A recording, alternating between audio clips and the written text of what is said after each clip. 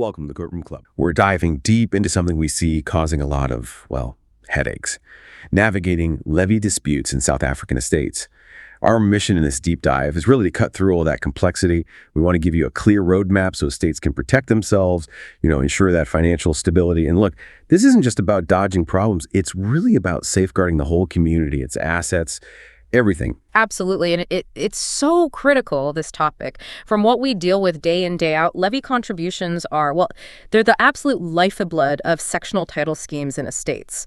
Just to be clear, when we say levies, we mean those regular fees owners pay. It's basically their share for keeping everything running.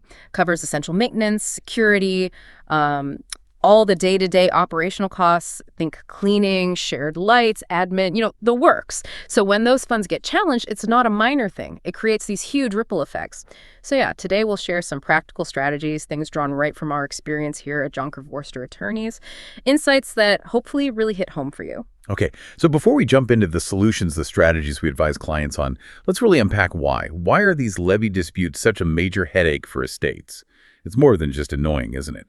What are those ripple effects you tend to see most often? Oh, it's way more than annoying. The consequences can be, well, severe. And they spread the first hit. Almost always, it's significant cash flow issues. When payments get held up because someone's disputing a charge, it directly hits the estate's ability to pay its bills, day-to-day stuff. I mean, imagine trying to pay the security company or Escom or getting an urgent plumbing leak fixed when the money you budgeted for is suddenly stuck. We've genuinely seen communities struggle just to keep essential services running. That impacts everyone every single day. Yeah, and it's never just about that immediate cash squeeze, right? Yeah. It tends to spiral pretty quickly into something much bigger, much more draining. Exactly right. These disputes, they can escalate fast into costly legal battles, bringing a whole load of extra costs with them. What might start as, a query about one line on a statement, before you know it, it's lawyers, maybe even court. And all that money, the resources that should be going back into the community, maybe fixing the pool, upgrading security cameras, whatever it is, it just gets diverted to legal fees.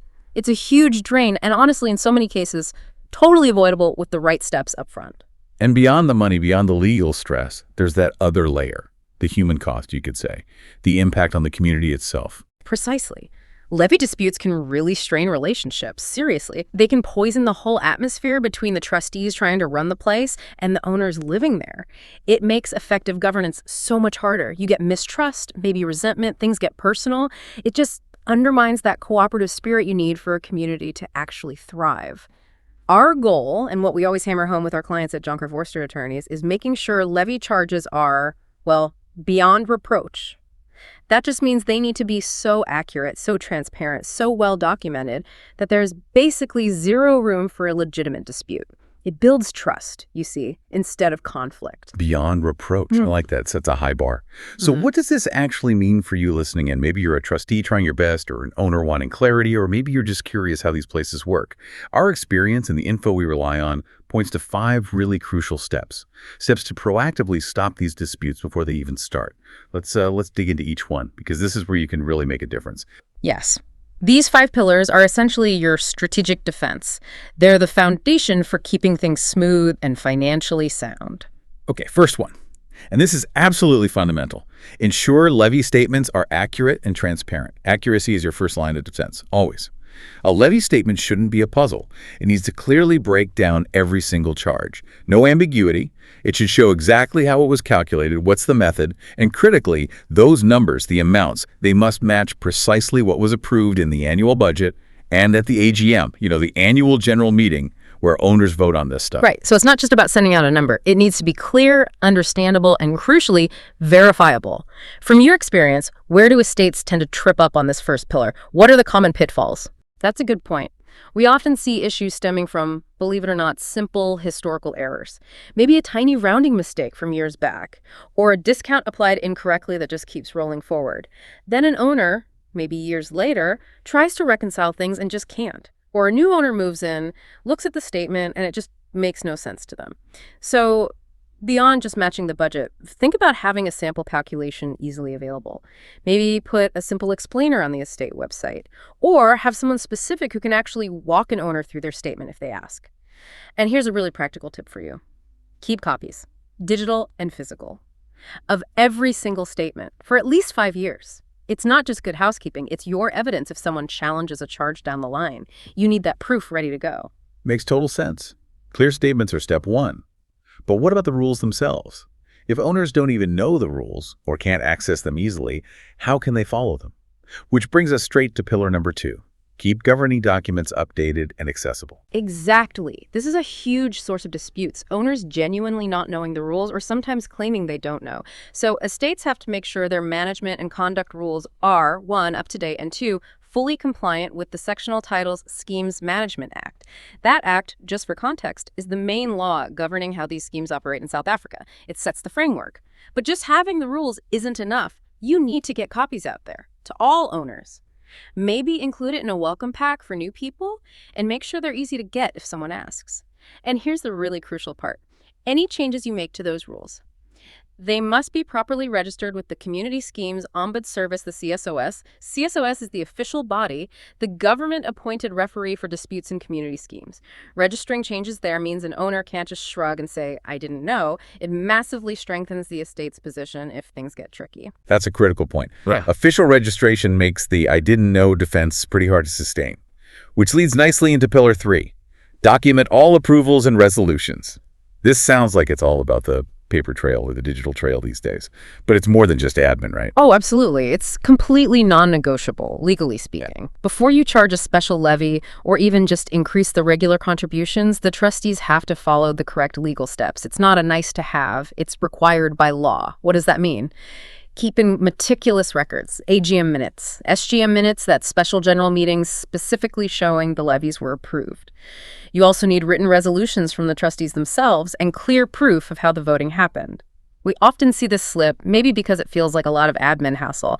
But honestly, if a dispute ends up at CSOS, or worse, in court, this documentation is your lifeline. It proves the estate acted legally. Without it, your case is seriously weakened. You might even have to refund money. So that meticulous record keeping isn't just good practice, it's basically your legal shield. And on that note, pillar number 4 builds right on that. Maintain proof of estate expenses. You can't just say you spent the money, you need to show where it went. Precisely. Levy charges have to reflect real, actual costs, verifiable costs. So estates need to diligently keep everything. Supplier invoices, contracts with service providers, proof of payment confirmations, all of it. This isn't just for the accountants. It builds huge trust with owners when they can actually see where their money is going. Think about it. An owner queries a jump in the security levy. If you can immediately show them the new detailed security contract justifying that increase, poof, dispute avoided. And beyond that, it significantly strengthens your case if there's a challenge. If someone disputes a charge related to, say, garden maintenance, you pull out the invoices from the garden service. Direct link, no guesswork, no suspicion. Okay, and the 5th pillar. This feels like it ties everything together, focusing on how you actually interact with owners. Communicate clearly and early with owners. This sounds almost like prevention superpower. It really is. It's probably the most powerful tool you have, honestly. To stop disputes before they even start brewing, send written notices about any levy increases well in advance. We always recommend at least 30 days, give people time, and provide a summary. Doesn't have to be complicated, just showing how the levy funds are generally allocated. A clear breakdown preempts so many questions, builds confidence, but most importantly, respond promptly, respectfully. When owners have queries, a small misunderstanding, if ignored or handled badly, can balloon into a massive dispute really fast. Often, disputes aren't even about bad intentions. They just come from a lack of clarity or feeling ignored by the trustees. So, proactive, consistent communication. It's not just being nice. It's a solid strategy for keeping things peaceful and avoiding escalation. Right, we've covered a lot on prevention there, and those 5 pillars sound like a really strong defense. But let's be real, even with the best walls, sometimes things still get through. When you've done all that proactive stuff, and a dispute still kicks off and escalates, what then? Is that the point where you really need to bring in external legal help? That's a really crucial question, because it's not always a simple, I refuse to pay.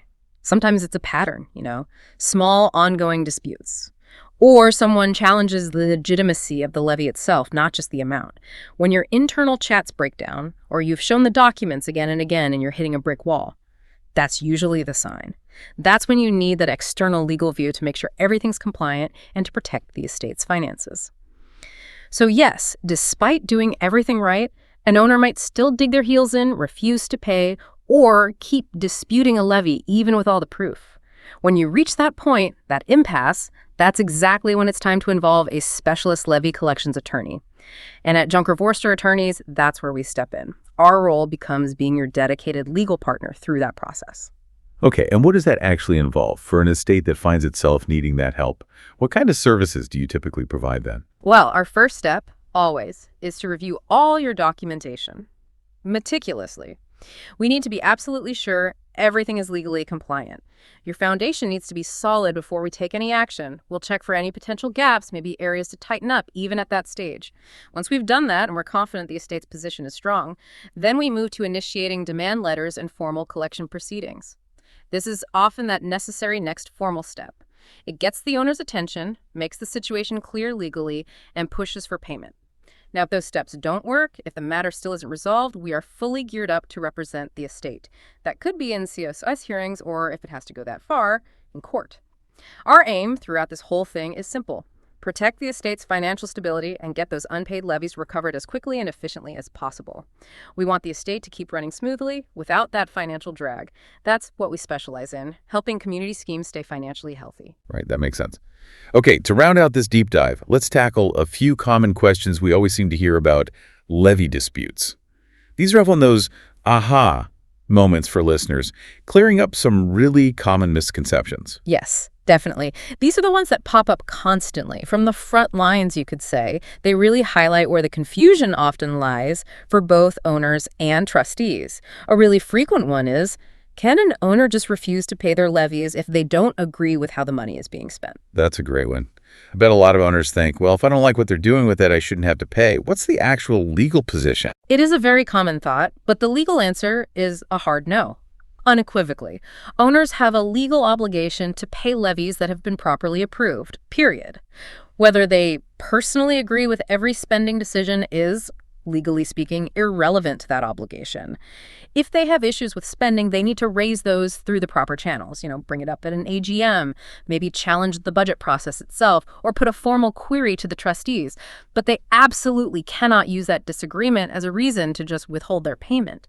The duty to pay is separate from disputes about management or spending. One doesn't cancel out the other. Okay, crystal clear. Yeah. That probably clarifies it for a lot of people listening. Another practical one we get, especially from maybe newer trustees, how often should an estate actually review its levy calculation process? Is it like a set it and forget it thing? Definitely not set it and forget it. It needs to be an ongoing process. An estate should review how it calculates levies at least once a year. The obvious time is during the annual budget preparation. That's your chance to look at current costs, try to anticipate future expenses, and make sure the levies you're proposing are still fair and accurate. And critically, you also need to review the calculation whenever you're considering a special levy. Those are usually for specific one-off projects and need very precise justification. So yeah, regular review keeps things fair, accurate, and aligned with what the estate actually needs and costs. Got it. Annual review minimum, plus for any special levies. Makes sense. And finally, a question that probably worries estates thinking about going the official route. Does the CSOS tend to side with owners or with estates in these disputes? Is there an inherent bias, or is it just about the facts? Yeah, people do wonder about that. But the CSOS, the Community Schemes Ombud Service, is specifically set up to be impartial, neutral. They look at the evidence presented by both sides in a dispute, objectively. The crucial thing to understand, and this ties back to everything we've discussed, is that estates with clear, accurate, comprehensive documentation, they have a massive advantage. We're talking accurate statements, properly registered rules, minutes proving resolutions, proof of the actual expenses, all of it. The CSOS makes its decisions based on the evidence laid out before them. So strong documentation is honestly your best friend in that process. It's not really about who they prefer to side with. It's about whose case is backed up by solid facts and records. Okay, so to wrap up our deep dive on levy disputes in South African estates, it really seems to boil down to a few key things: accuracy, transparency, keeping meticulous records, communicating clearly and early, and importantly, knowing when you need to call in specialized legal backup. These steps aren't just, good ideas. They feel absolutely vital for keeping an estate running smoothly, keeping it financially healthy, and honestly, for just keeping the peace within the community. And that really leads to a final thought, an important question for you listening, and whether you're a trustee, an owner, maybe part of the managing agents team. How well prepared is your estate right now to face a levy challenge? Because being proactive, being diligent about this stuff, it's not just ticking boxes for best practice. It's a genuine investment in keeping your community harmonious and financially secure for the long haul. By keeping those records spotless, making sure your governance is strong, and understanding when it's time to bring in a specialist like us, estates really can protect themselves. You can ensure you have the funds needed to operate properly, avoid getting bogged down in unnecessary fights, and actually foster a community where people want to live. And ultimately, we're here to help you secure that future.